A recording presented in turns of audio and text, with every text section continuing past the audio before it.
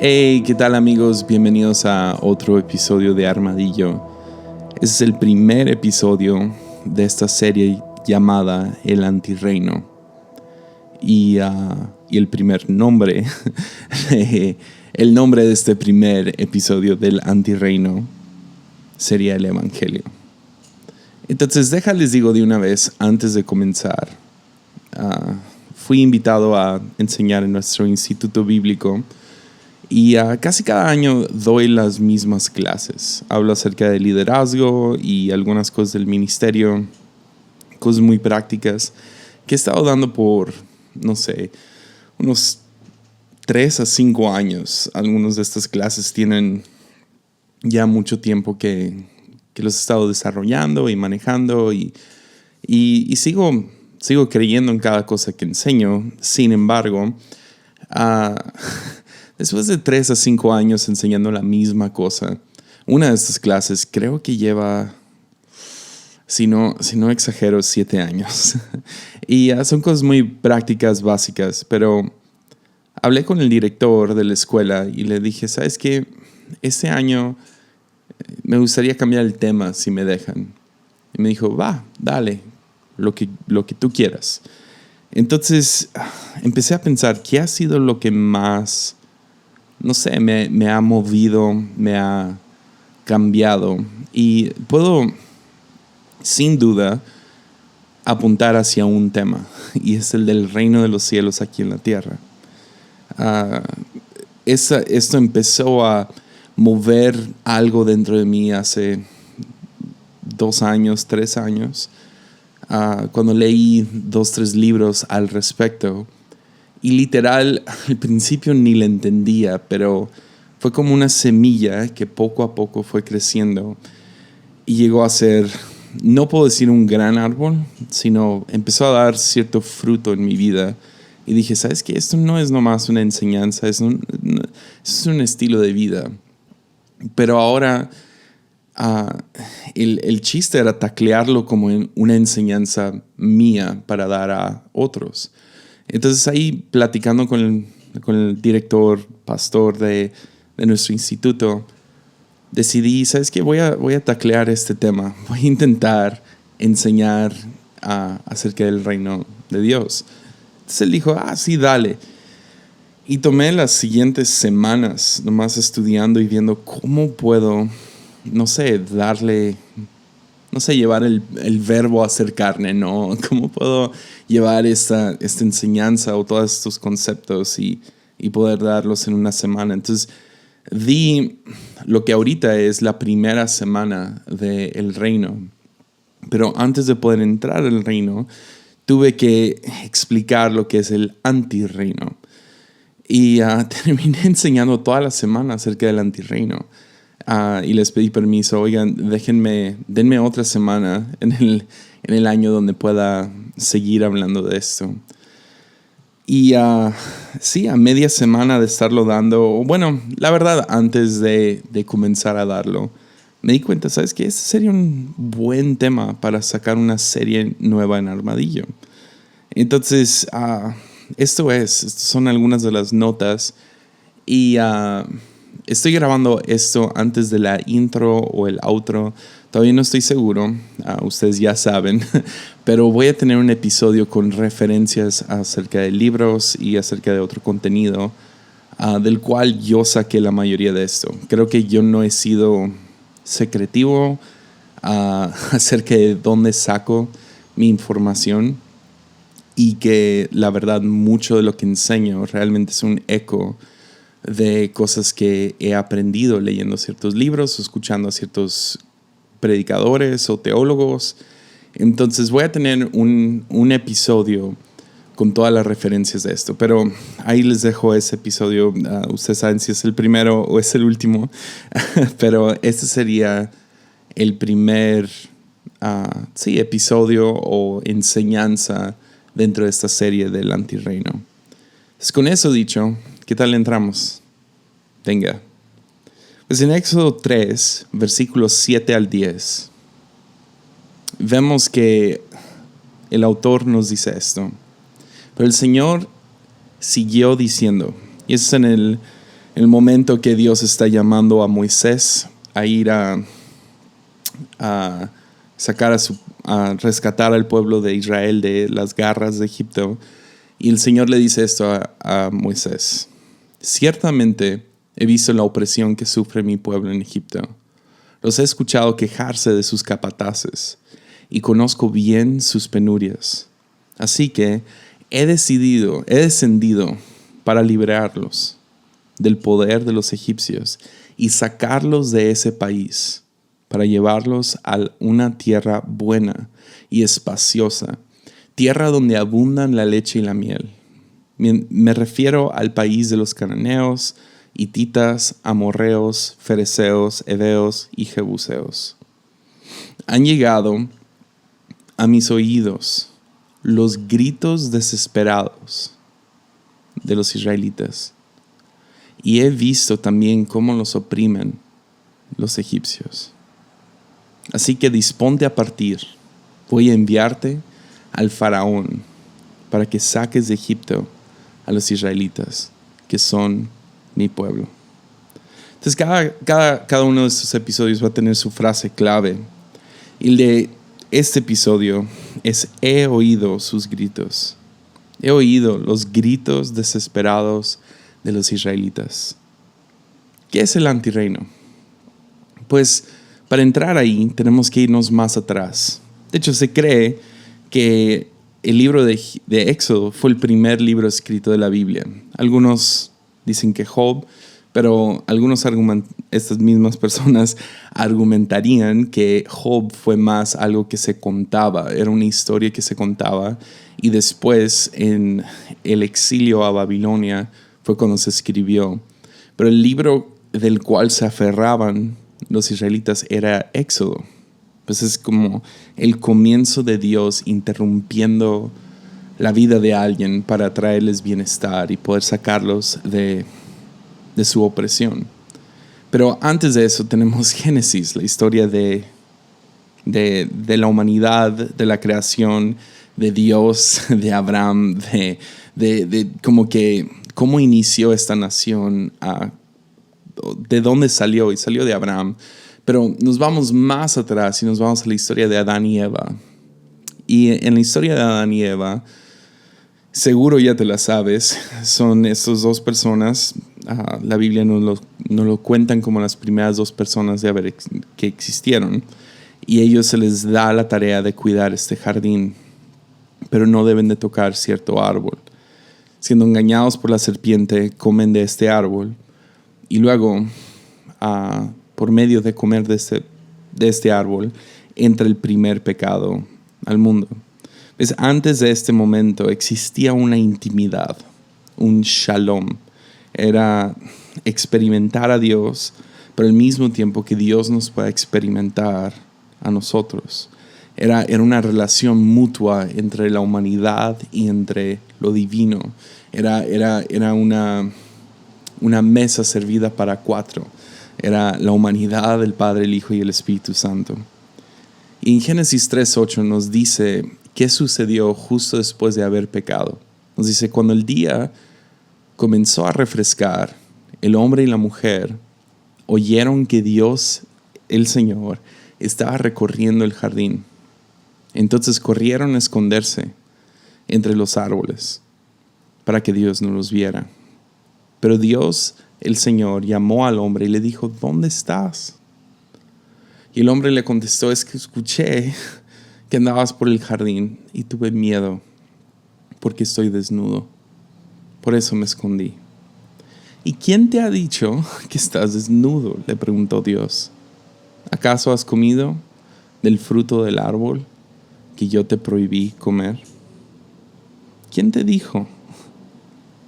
¿Ves? Tú y yo realmente no hemos experimentado el shalom completo, esta intimidad, por lo mismo de que la humanidad pecó, de que tú y yo hemos pecado y por lo tanto no hemos podido experimentar a Dios y de la misma manera que Dios nos experimente a nosotros, como fuimos creados a experimentar y ser experimentados. Pero la pregunta es, ¿quién te dijo? Pues ¿quién le dijo que estaba desnudo? La serpiente no dijo nada. ¿Quién les dijo? Pues Adán le dijo a Adán. Porque cuando pecamos nosotros estamos pecando contra nosotros. Estamos pecando contra nosotros y contra Dios. Pero es cuando pecamos que nos damos cuenta de nuestra desnudez. Nos decimos a nosotros mismos, estamos desnudos. Porque ves, el pecado no está aislado en el acto, sino el pecado siempre crece. Y la siguiente etapa del pecado es la vergüenza. He pecado, he hecho mal y ahora me siento desnudo, me siento vulnerable. Pero de ahí, pueden leerlo ahí en Génesis 3, la siguiente etapa del pecado es echar la culpa. Dios pregunta, ¿cómo que pecaron? ¿Comieron de esto? Y Adán rápidamente apunta el dedo, primeramente a Eva, diciendo, pues la mujer que tú me diste me dio de este fruto. Y en su acusación a la mujer también está acusando a Dios, está echándole la culpa a Dios. Pues de alguna manera está implicada. Yo estaba bien, yo solo, todo estaba bien y lo que sea, y yo estaba haciendo mi trabajo, pero esta mujer que tú me diste me engañó, me ofreció de este fruto. Y luego vemos que la serpiente también culpa, vemos a la mujer que también culpa, y hay nomás culpa, culpa, culpa. Porque el pecado nos separa de Dios, pero también tenemos que entender que el pecado nos separa del prójimo. Entonces, ahí vamos con la etapa. 1, pecado. 2, vergüenza. 3, culpa. Pero ahí no es donde se acaba. Pues la cosa sigue. En Génesis 4 vemos que Adán y Eva dan a luz a 2 diferentes hijos. Uno se llama Abel y el otro se llama Caín. Abel desea tener esa intimidad de nuevo con Dios. Ahora están viviendo fuera del jardín. Después vamos a hablar más de eso, pero ahora están viviendo fuera del jardín. Y Abel anhela el shalom, la intimidad, la experimentar a Dios como lo habían hecho sus padres de manera anterior. Entonces él empieza a adorar a Dios con sus posesiones, y sus posesiones son sus animalitos, sus corderos y su rebaño. Y nos dice la Biblia en Génesis 4 que él empezó a ofrecerle a Dios lo mejor, lo primero y lo mejor de su rebaño a Dios. Pero de ahí también vemos que Caín, el hermano mayor, el otro hermano, vemos que ahora él también como que quiere seguir en eso, pero él ofrece lo último. Él ofrece, no sé, ofrece las obras, más o menos. La verdad, Génesis 4 no dice exactamente qué fue lo que él ofreció, pero vemos que no fue a la calidad con la cual ofrecía Abel. Entonces Dios mira con agrado las ofrendas que Abel da y ni mira, no mira con la misma, no sé, admiración la ofrenda que Caín ofrece. Entonces Caín ahora se enfurece. Y nos dice en el versículo 6 que el Señor llega con Caín y le pregunta, ¿por qué estás enojado? ¿Por qué andas cabizbajo? Si hicieras lo bueno, podrías andar con la frente en alto. Pero si haces lo malo, el pecado te acecha, como una fiera lista para atraparte. No obstante, tú puedes dominarlo. Caín habló con su hermano Abel, y mientras estaban en el campo, Caín atacó a su hermano y lo mató. Entonces la progresión del pecado no se queda en un acto. El pecado lleva a la vergüenza lleva a la culpa, y no nomás la culpa sobre nosotros, sino la culpa hacia Dios y la culpa hacia el prójimo.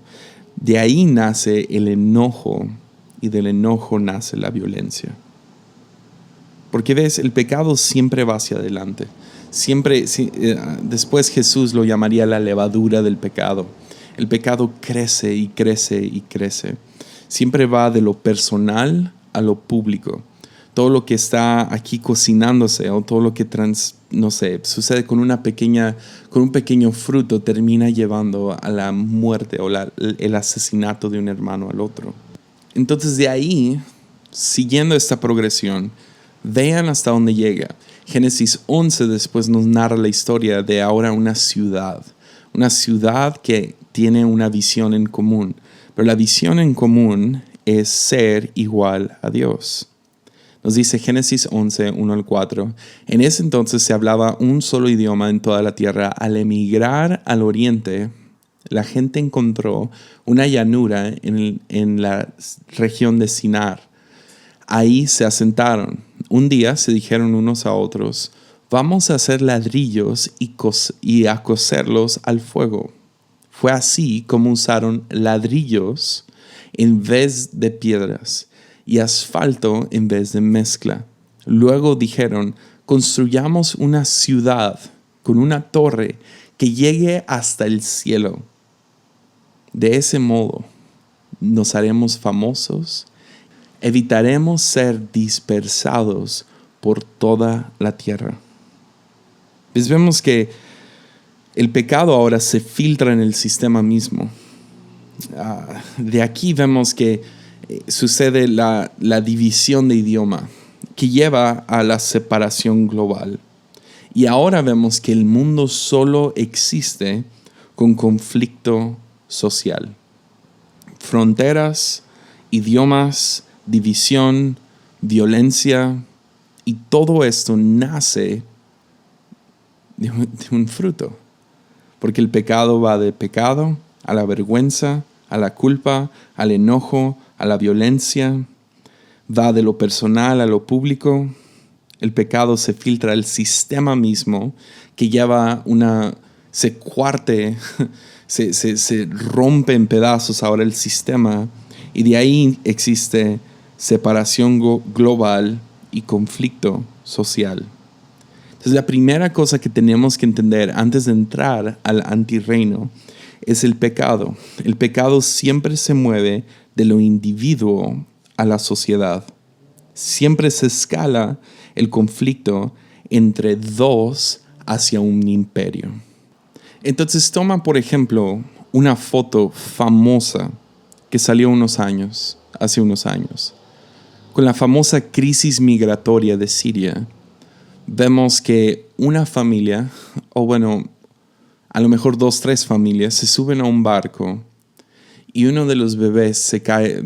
El barco se voltea, mueren varias personas de este barco, pero uno de los niños, que tiene unos 3 años, 2 a 3 años, termina ahogándose y termina en la playa. Una persona toma una foto y esta foto se vuelve viral. Está en Twitter, está en todas las noticias. No sé si te tocó verlo. Es una de las fotos que más me ha partido el corazón que he visto. Es más, lo tengo aquí abierto en mi computadora en este mismo y no sé, me recuerda tanto a mi hijo que pues me rompe el corazón imaginarme a mi propio hijo ahogado, tirado a un lado de la playa. Ahora, podríamos decir, eso es a consecuencia, este niño ahogado, esa consecuencia de que el barco llenaron demasiada gente, se volteó el barco y el niño fue ahogado por el agua. O podrías ver la imagen más grande, la guerra entre Estados Unidos y Afganistán, Irak, y luego el salirse de ahí y crear este vacío donde ahora se levantan ciertos terroristas para poder, tomar control de todo de las ciudades y el Estado y traer corrupción y traer violencia y terror. Tan feo se pone el país que gente quiere huir, pero no pueden huir porque existe separación global y ningún país cercano quiere recibir a tantos tanta gente, tantos inmigrantes. Entonces estos inmigrantes no pueden ir por las maneras, no pueden ir a otro país de la manera más segura, sino tienen que escapar a medianoche sin ninguna ayuda. Y ahora uno de sus hijos muere ahogado. Podrías decir que el agua ahogó a este niño, o podrías decir que el sistema corrupto en el cual vivimos hoy en día ahogó a ese niño. También al mismo tiempo, con todo el terrorismo sucediendo en Siria, vemos la otra foto de un niño que está traumado en la parte posterior de una ambulancia, con la cara totalmente, o sea, él no está presente, traumado, lleno de polvo porque una bomba explotó en su casa, matando a la mayoría de sus familiares. ¿Ves? Podríamos llamarlo ahogar, o podríamos llamarlo crisis migratoria, o podríamos llamarlo el conflicto entre dos imperios. Vivimos en un mundo que está quebrado, en un sistema que está infiltrado por el pecado. Pero la cosa no se acaba en la Torre de Babel. La historia sigue. Y si sigues leyendo Génesis, vas a llegar al libro de Éxodo. Y el libro de Éxodo comienza con el primer imperio registrado en la Biblia, que es Egipto. En Egipto 1, versículo 6, nos dice que murieron José y sus hermanos y toda aquella generación. Sin embargo, los israelitas tuvieron muchos hijos, a tal grado se multiplicaron que fueron haciéndose más y más poderosos. El país se fue llenando de ellos. Pero llegó al poder de Egipto otro rey que no había conocido a José. Y le dijo a su pueblo: cuidado con los israelitas, ya son más fuertes y numerosos que nosotros. Vamos a tener que manejarlos con mucha astucia. De lo contrario, seguirán aumentando y si estalla una guerra, se unirán a nuestros enemigos, nos combatirán y se irán del país. Fue así como los egipcios pusieron capataces para que oprimieran a los israelitas. Les impusieron trabajos forzados, tales como para edificar para el faraón las ciudades de almacenaje Pitón y Ramsés. Los israelitas ahora se encuentran a la misericordia de un sistema. Ya no es de una sola persona, no están en peligro de un Caín y no están en peligro de una manzana. Están a la misericordia de un gran sistema. Un robot que tiene su pie sobre el cuello de ellos, de su familia y de sus hijos. Éxodo 1, 12 en adelante nos dice que pero cuanto más los oprimían, más se multiplicaban y se extendían, de modo que los egipcios llegaron a tenerles miedo. Por eso les imponían trabajos pesados y los trabajaban con crueldad. Les amargaban la vida, obligándolos a hacer mezcla y ladrillos y todas las labores del campo. En todos los trabajos de esclavos que los israelitas realizaban, los egipcios los trataban con crueldad. ¿Escuchas? Ahora ellos son esclavos a un sistema cruel, a un sistema anti-reino, anti-humano. Un sistema que quiere crecer, pero quiere dominar. Y para poder dominar, tiene que oprimir. Porque ves, existe maldad sistemática. No nomás personas malas, no nomás personas erradas, no nomás conceptos, sino existen sistemas. Y el sistema de un imperio, por falta de otras palabras, el sistema de un imperio existe para oprimir a aquellos que están en la cadena, son los que están hasta abajo, o en el círculo son los que están en las orillas. Egipto, sí, es un lugar geográfico y yo no estoy hablando de la maldad de Egipto hoy en día. De lo que sí estoy hablando es que Egipto es una imagen de lo que sucede cuando el pecado agarra viada. Egipto, en el libro de Éxodo, es la imagen del antirreino.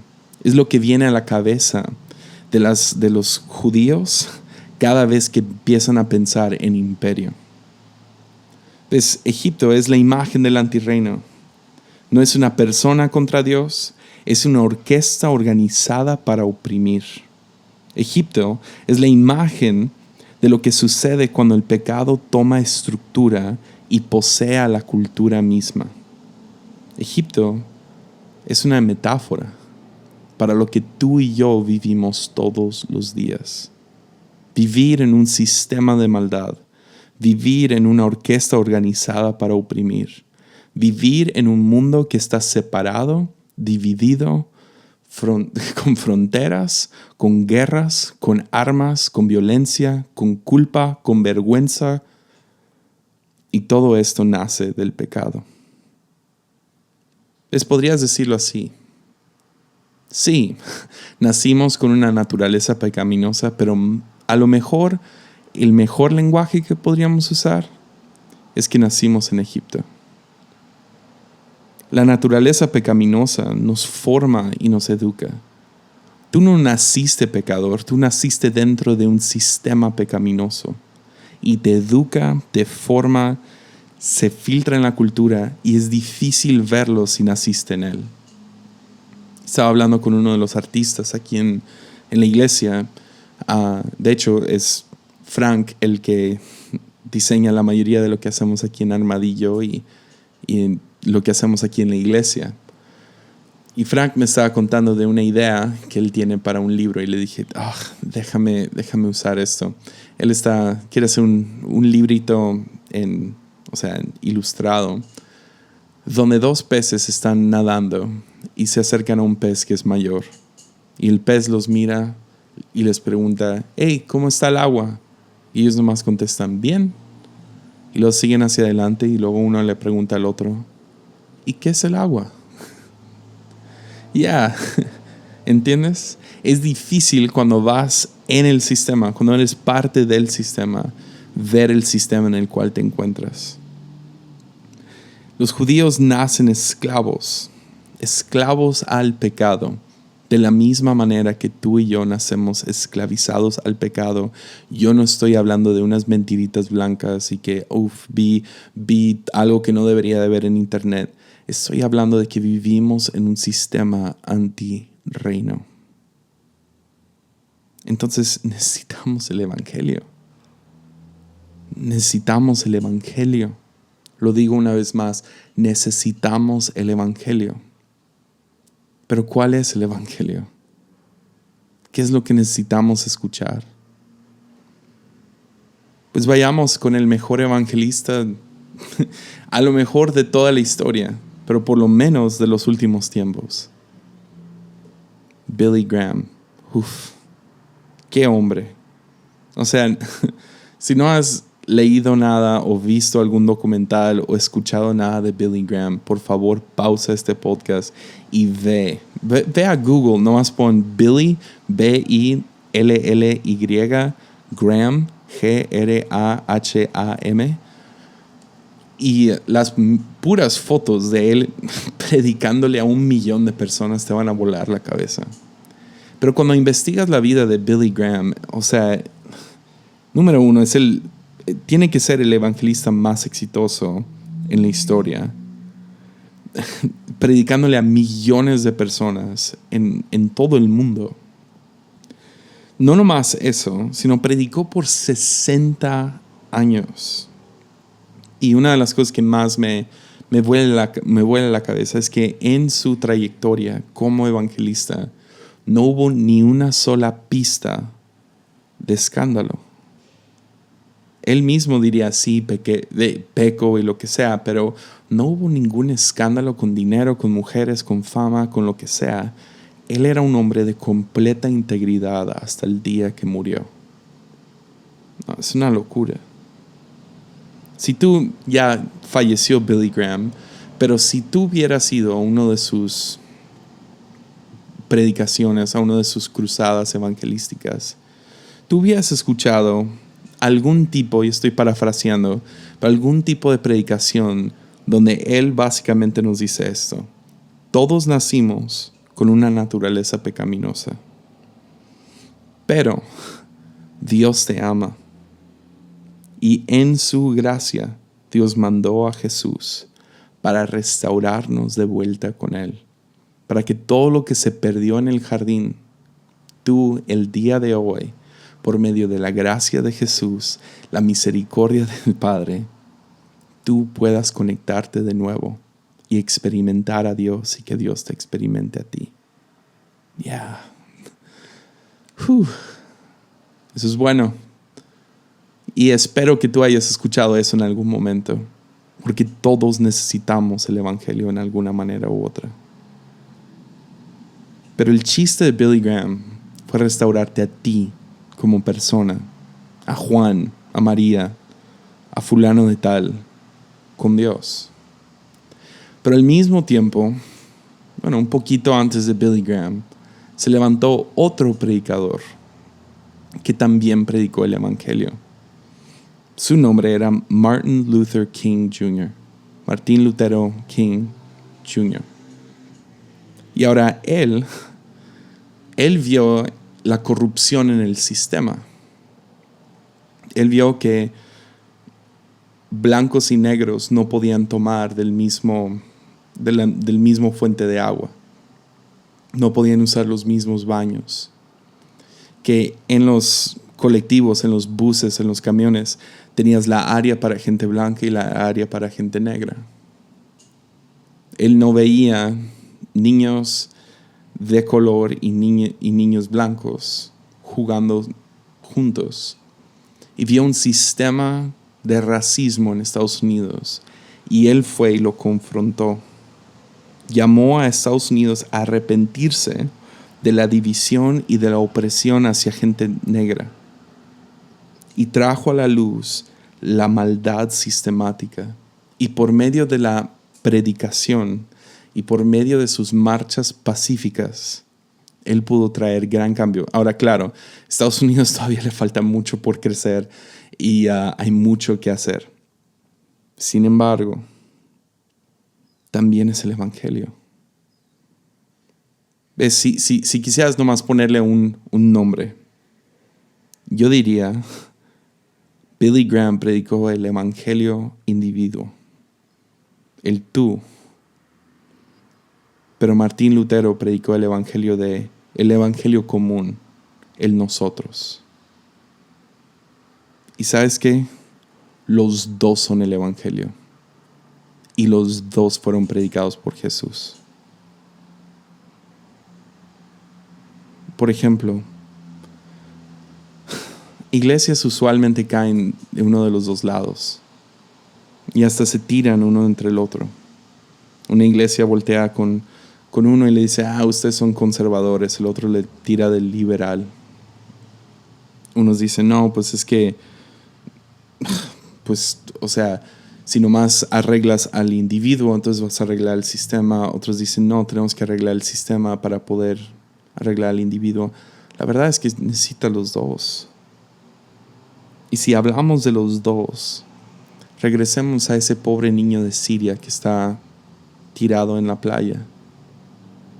Ve con el papá. Y claro, por un lado puedes decirle, ¿sabes qué es lo que necesitas? Necesitas restaurarte con el Padre y tú puedes a través de Jesús. Sí.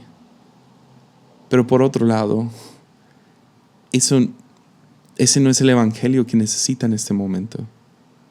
Ve con un niño que tiene el estómago inflamado por parásitos porque toma agua sucia todos los días y dile, tú nomás necesitas a Jesús. No. Necesitamos los dos evangelios. Claro que necesitamos el evangelio individual, pero también necesitamos llamar al arrepentimiento al sistema de maldad en el cual vivimos. O sea, yo me atrevo a decirlo así de fuerte. Darle pan físico, ¿ok? Pan a alguien que se está muriendo de hambre es igual de evangelístico que predicar de Jesús a alguien. Ya. Porque al final del día, el evangelio, ¿sabes qué es? Es Dios escuchando los gritos.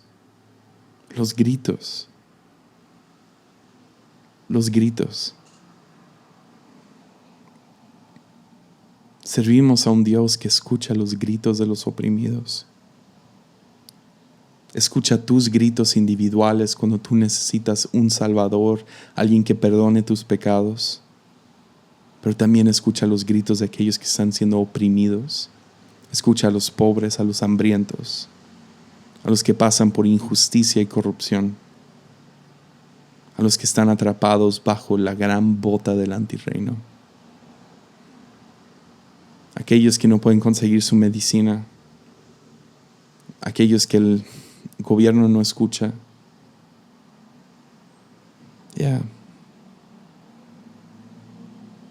Porque ves, Dios siempre escucha el clamor, escucha tu clamor. Pero también me atrevo a decir esto: cuando tú escuchas el clamor, tú estás con Dios. Entonces es hora de predicar el evangelio y vivir el evangelio. Porque vivimos en un sistema de maldad. Vivimos bajo la opresión de Egipto. Y eso es global. El pecado ha dominado la cultura. Ha dominado la mente del gobierno. Y necesitamos a gente que levante su voz. Necesitamos a gente que vaya y dé de pan al que está hambriento. Y como creyentes, si tú eres parte del reino, tu mensaje no puede ser nomás, hey, confiesa tus pecados y recibe a Cristo en tu corazón. No estoy minimizando eso. Sin embargo, solo es la mitad del evangelio. Necesitamos los dos. Necesitamos aquellos que van y practican justicia social, pero junto con Cristo.